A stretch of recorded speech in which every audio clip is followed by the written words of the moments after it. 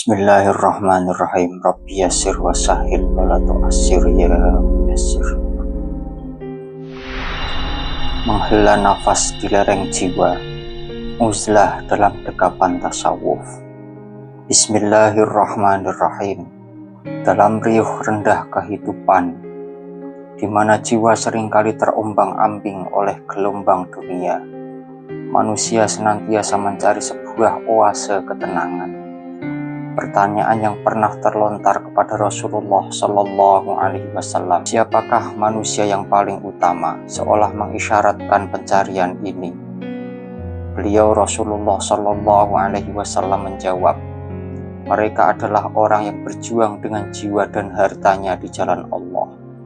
Kemudian pertanyaan itu kembali diajukan, lalu siapa lagi wahai Rasulullah? Rasulullah Shallallahu Alaihi Wasallam menjawab, yaitu seorang laki-laki yang menyendiri di lereng-lereng gunung untuk beribadah kepada Allah.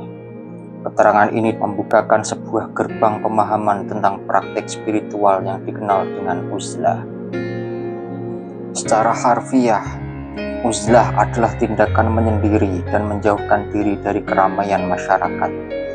Namun di dalam kacamata tasawuf, uzlah bukanlah sekedar penarikan diri secara fisik, melainkan sebuah perjalanan batin menuju inti diri.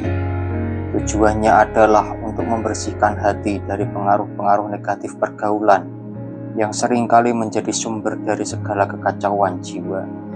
Tanpa pembersihan ini, hati akan sulit merasakan kehadiran Allah Subhanahu wa Ta'ala. Uzlah menjadi wadah untuk menepi dari hingar-bingar dunia, agar hati dapat kembali bening dan peka terhadap bisikan-bisikan kebenaran. Seorang sufi agung, Asy-Syaikh As-Sirri, pernah menyatakan, siapa yang ingin selamat agamanya, ringan bebannya dan sedikit susahnya, hendaknya ia menghindarkan diri dari pengaruh jahat manusia. Pernyataan ini bukanlah ajakan untuk membenci manusia atau menjauhi interaksi sosial. Justru ia adalah sebuah pengingat akan pentingnya menjaga keutuhan spiritual di tengah arus pergaulan yang bisa menjerumuskan. Sebuah hadis lain memperkuat pandangan ini. Akan datang suatu masa di mana seseorang sulit melaksanakan ajaran agamanya dengan baik, kecuali dengan lari ke desa-desa, ke gunung-gunung, atau ke gua-gua seperti musang yang menggali tanah. Hadis ini menggambarkan betapa beratnya memegang teguh iman di tengah fitnah dan godaan zaman, sehingga uzlah bisa menjadi sebuah solusi spiritual yang agung. Memang benar, tak bisa dipungkiri bahwa pergaulan, di samping kebaikannya, juga seringkali membawa dampak buruk. Sejarah mencatat banyak peperangan, banyak fitnah, dan malapetaka yang berawal dari salah pergaulan. Interaksi yang tidak dilandasi oleh kesucian niat dan kebeningan hati dapat memicu kebencian, dapat memicu iri dan permusuhan. Oleh karena itu, bagi seorang murid yang sedang menapaki jalan thariqah, uzlah menjadi sebuah langkah awal yang fundamental.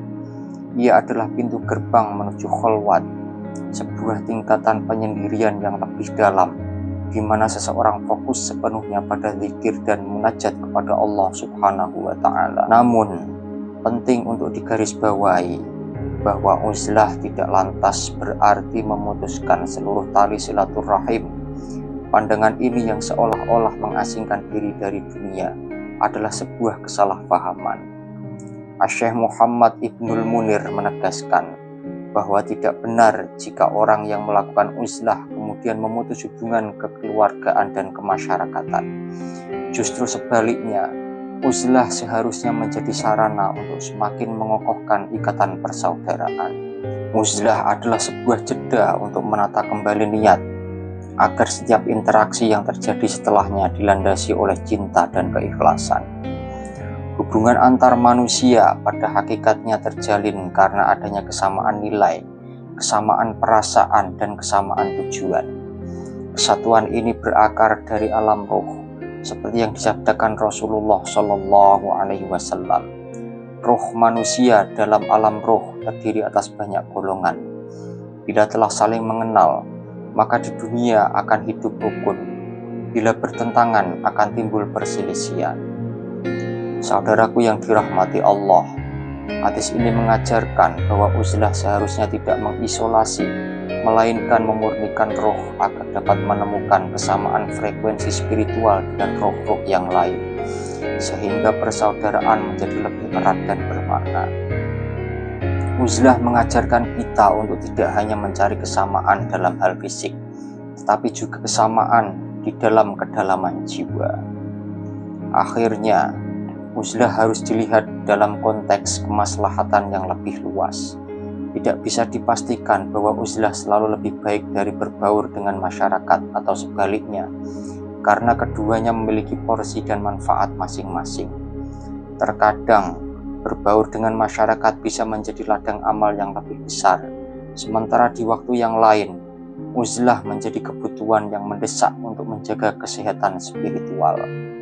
Puncak kebijaksanaan adalah mengetahui kapan saatnya bergaul dan kapan saatnya menyepi, sebagaimana yang dicontohkan oleh Rasulullah Shallallahu Alaihi Wasallam.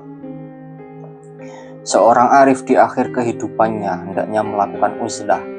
Ia adalah momen di mana jiwa berpulang ke pangkuan Allah Subhanahu wa Ta'ala, di mana segala keramaian dunia tak lagi berarti dan hanya keheningan serta kekhusyuan yang tersisa. Ini adalah puncak uzlah, sebuah persiapan jiwa untuk pertemuan abadi dengan Sang Pencipta. Uzlah bukanlah pelarian dari dunia, melainkan sebuah jalan menuju kedamaian yang sejati. Wallahu a'lam bishshawab.